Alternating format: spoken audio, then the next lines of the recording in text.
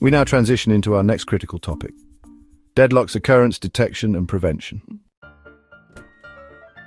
A deadlock occurs in concurrent computing when two or more processes are permanently blocked, each waiting for the other to release resources. Such a scenario effectively halts process execution, potentially freezing parts or even the entire system.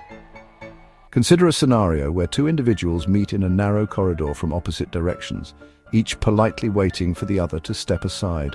Neither moves, and consequently both remain indefinitely stuck.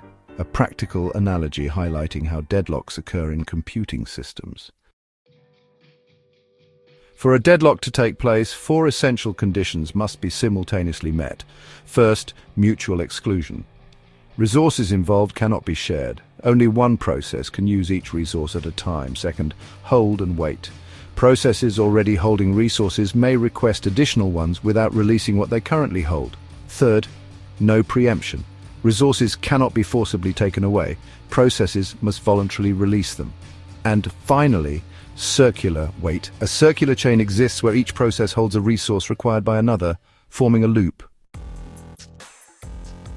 Understanding these conditions helps us recognize, detect, and prevent deadlocks in real-world computing scenarios. Let's delve into practical examples with specific bash scripts. Deadlock occurrence, 10 deadlock occurrence, version 1.sh.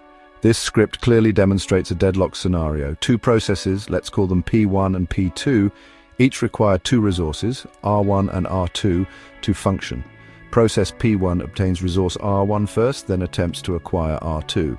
Simultaneously, process P2 obtains R2 and tries to access R1. Each process is stuck waiting indefinitely for the resource held by the other, resulting in a circular wait and a textbook deadlock. Running this script provides a vivid practical example of how deadlocks manifest. Deadlock detection, 11 deadlocks conditions, version 1 real.sh.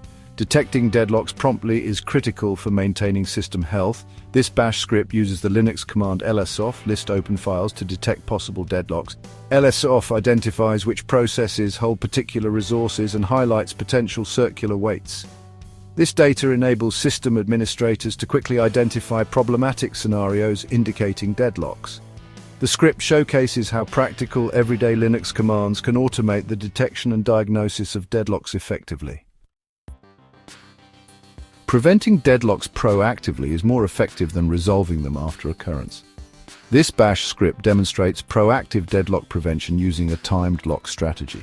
Instead of waiting indefinitely, processes attempt to obtain resources for a limited period. If unsuccessful within the set time frame, they release any resources already held, wait briefly, then retry. This method breaks the hold and wait and circular wait conditions, significantly minimizing or entirely avoiding deadlock risks.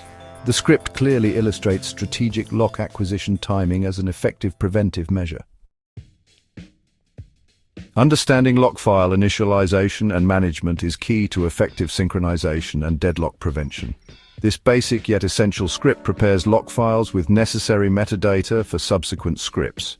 It underscores proper resource initialization and management as foundational in avoiding synchronization issues and deadlocks. These scripts illustrate clearly how deadlocks occur, how to detect them, and effective prevention methods. Understanding and applying these practical concepts equips you to manage robust, efficient computing systems that handle concurrency safely. Next, let's demonstrate these scripts practically, offering concrete insights into effective concurrency management.